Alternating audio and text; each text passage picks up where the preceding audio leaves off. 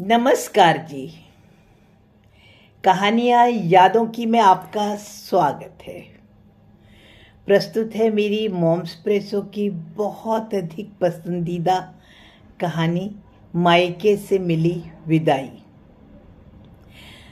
आइए आपको गायत्री के परिवार से मिलाते हैं। गायत्री की शादी अभी 2-3 बरस पहले ही हुई है।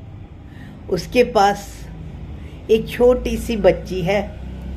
उसके परिवार में उसके सास, ससुर और पति रजत हैं। ननद की शादी हो चुकी है और वह भी घर के समीप ही रहती है। तो आज गायत्री ने फिर नई साड़ी पहनी।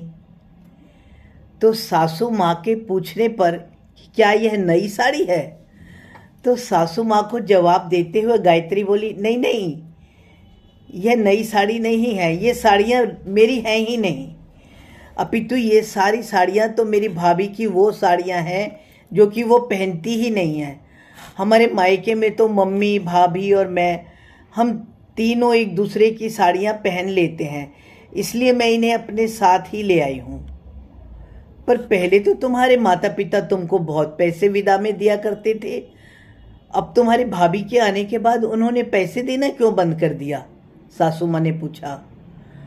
क्या बताऊँ माता जी, मायके में भैया की शादी पर मम्मी वगैरह ने कुछ दहेज में तो लिया भी नहीं, और फिर अगर मैं मायके से इतना सामान लाऊंगी तो कहीं भाभी को कुछ महसूस ना हो, इसलिए अब मैं भी कह देती हूँ कि मुझे अब बहुत कुछ मिल चुका, अब मुझे कुछ भी लेने देने की ज़रूरत नहीं है और अब मुझे भी लाना अच्छा नहीं लगता। पर उन्होंने बहुत ज़िद करी तो उन्होंने मुझे विदा में 10 रुपये दिए थे, कहो तो मैं वो पैसे आपको लाकर दे दूँ। फिर इतने में ही गुड़िया के, उनकी जो छोटी बच्ची थी, उसके रोने की आवाज़ सुनकर गायत्री अपने कमरे में चली गई। कहकर सासू माँ भी दूसरी तरफ निकल गई और रानी दीदी हसरत भरी नज़र से रोज गायत्री के कपड़े देखा करती थी। भाई अपनी बहू के मायके से ना लें तो उनकी मर्जी, लेकिन बेटी को भी ना दे, ये अनोखी रीत चल गई है। सासू माँ और रानी की आवाज़ें आ रही थी, रहने दो अम्मा, आजकल बहुएं पालना इतना आसान काम नहीं है। रोज के किस्से तो आप सुन ही रही हो। दिन पर दिन रजत भी तो अब इनकी तारीफदारी करता है, जब देखो इन्हीं के ही साथ होता है। पिछली 3 बारी से ऐसा ही हो रहा था। बच्ची होने के बाद छूछक में भी कुछ नहीं आया, कुल एक साड़ी देकर विदा कर दिया। पैसे भी तो कितने कम दिए, लेकिन फिर वो दोनों एकदम चुप हो गई। शायद उन्हें एहसास हो गया था कि बच्ची की रोने की आवाज़ बंद होने के कारण गायत्री को अब सब कुछ सुन रहा होगा। हाँ, गायत्री को सब कुछ सुन रहा था और वह भी अपने ख्यालों में खो गई।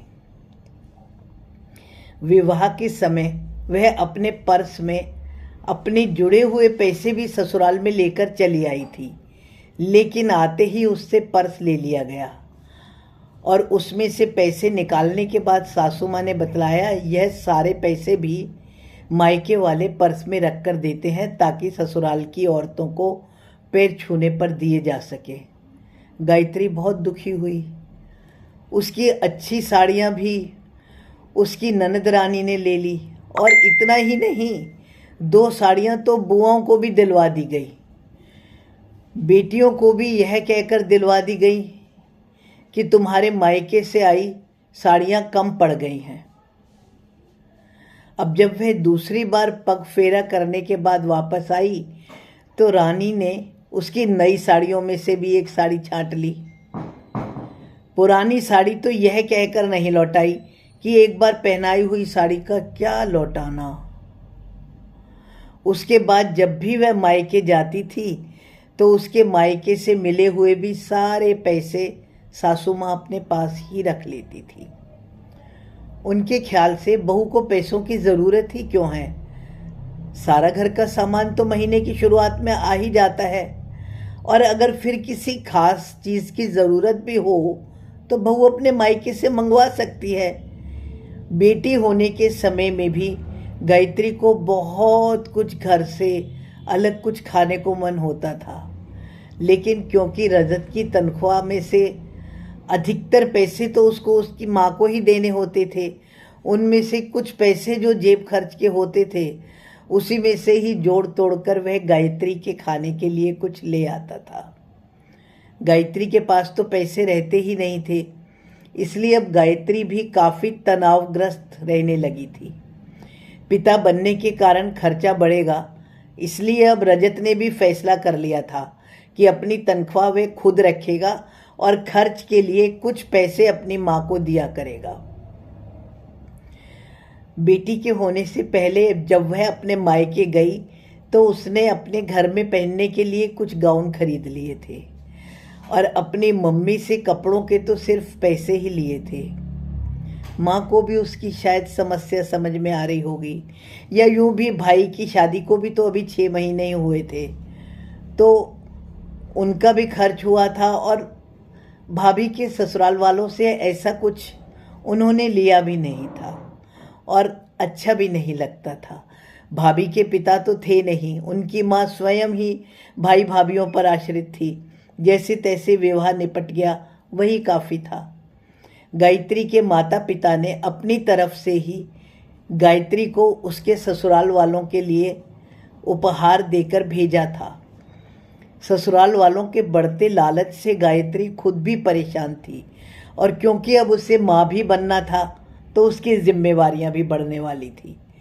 अब के ससुराल वापस जाने पर हमेशा के जैसे उसने सारे पैसे सासू माँ को नहीं दिए, अपितु उनको कहा क्योंकि मम्मी ने कुछ भी नहीं लिया तो अब मुझे अच्छा नहीं लगता कि भाभी को कुछ भी महसूस हो, तो उसने अपने मायके से केवल 10 रुपये ही विदा के लिए हैं। वो पैसे आप लेना चाहो तो ले लो। बहुत देर तक सासू माँ के रजत के सामने चिल्लाने की आवाज़ आती रही, लेकिन रजत कुछ भी नहीं बोला।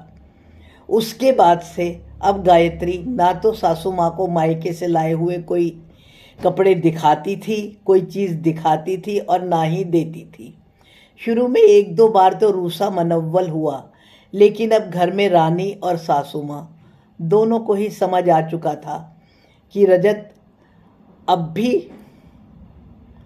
घर खर्च के पैसों में से कुछ पैसे तो माँ को दे देता था, लेकिन अपनी बच्ची के लिए भी अब उसने बचत करनी शुरू कर दी थी। श्रोतागण, आपका क्या ख्याल है? गायत्री ने झूठ बोलकर जो अब सारे पैसे अपने पास रख लेती है और सारा सामान भी ऐसे ही झूठ बोलकर दिखाती है, वो सही है या गलत कर रही है? कोई भी विचार मन में आए तो कमेंट्स द्वारा सूचित करें।